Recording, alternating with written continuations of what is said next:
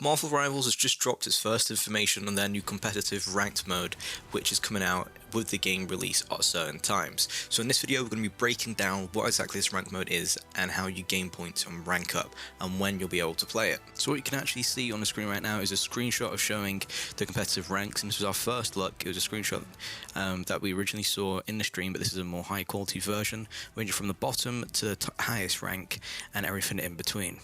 What the icons look like and just how the mode actually works. So starting off with the ranks, you can see you've got bronze, silver, gold, platinum, diamond, grandmaster, eternity, and then the one in its own separate box is one above all. And that is like, the highest rank you can get to is one above all. And it's nice to see how the icons start out from bronze and they get all the way to the end of looking like Galactus. So it's just like a neat little feature. You can tell there's been thought into these icons, which we'd love to see already, especially from a competitive standpoint. I love it, and I love ranked modes. So you can actually see from Eternity and One Above All, they actually got divisions and star earnings, so they're different to the other ranks because they don't have gold 1, 2, 3. It's just divisions, and it's how high you can be in those actual ranks. If you played Valorant, I guess getting into them is like Immortal and then Radiant. So yeah, it's gonna be. I think the basic ones that people are gonna be in are obviously bronze, silver, and gold. And then when people start to drift away from the pack and become better and better, it'll be platinum, platinum above, and then one above all is probably like top 250, maybe top 500. Like if you're from Overwatch, and then underneath there it has players with rank difference of no more than one tier can group together. Bronze and silver are considered one tier difference. So what that's saying is you can't be a gold playing with like an Eternity or a one above all. You can be Eternity playing you can be like Eternity and one above all playing together, or Eternity and Grandmaster playing together, Grandmaster and Diamond playing together, or Diamond and Platinum playing together. That's the closeness that you can have, because it's only one above or one below. You can't have more than two. I know that's quite straightforward, but for some people it may not be. Moving on, there's then instructions underneath the ranks, and starting from the left side, it's Galactus promotion.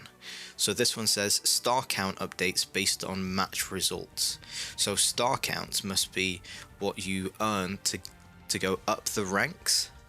So promote and rank upon reaching set standards. Eternity tier players need to stay active to avoid inactivity penalties. So if you're in Eternity, or I guess one above all, I know it only specifically says Eternity, but imagine this goes for both of them. If you're not actively playing, which is kind of seen like in other games, then you will have your rank like deducted, and you'll probably come out of Eternity maybe into Grandmaster, and then you'll just stay like in Grandmaster. And it says the star count updates based on match results, so you only get it from like winning the match, or you'll lose points based on losing the match. The next one is Chrono Shield. So it says rack up a Chrono Shield with active play to help you navigate the entangled time streams. So it's saying that you can get Chrono Shields by just playing a lot and just being active in the game. This says, so what a Chrono Shield actually is, so when you defeat Looms in your next match, this shield will be spent to fend off any star loss. So if you get to actually have a shield and you use it, if you lose like the next game, because it says like when defeat looms, when defeat is around, the shield will activate so you don't actually lose any points, which is kind of like a neat, interesting thing. You don't see that in Overwatch, you don't see it in Valorant, and it's nice that you can get that. It just makes you feel like a little bit safer going into that game. You might play a little bit different, might play different character. So yeah, that's really interesting. Moving on to the next one is game mode. So it says game matches may have multiple rounds, capture missions areas to earn points, and the player with the highest score wins. So it looks like there's different game modes that you can actually play in competitive, which is nice that it's not just like a standard one. Again, similar to Overwatch, how that has either pushing the payload or capturing the objectives. It should be interesting to play and see how they actually play out, or if we think anything shouldn't be there. Then finally, season conclusion. So this says, upon season conclusion, rewards are given based on the highest rank achieved.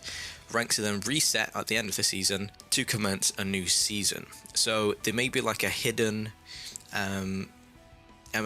So if you're really good at the game and once you start that new season, you may rank up quicker. I imagine, instead of staying all the way at the bottom. That's usually what happens in other high-tier competitive games, like, you know, Overwatch, Valorant. But it says rewards given based on the highest rank achieved. So if you get to Eternity and then you drop to Platinum, like you have a really bad run, you just keep on tilting, you'll still get the awards for achieving Eternity, because that is the highest rank achieved, is what I'm getting from that. It may just be based on the highest rank achieved, like where you are at the end of the season. So it's either going to be where you are at the end of the season where you get the reward, or just for actually reaching there, you'll also get the reward.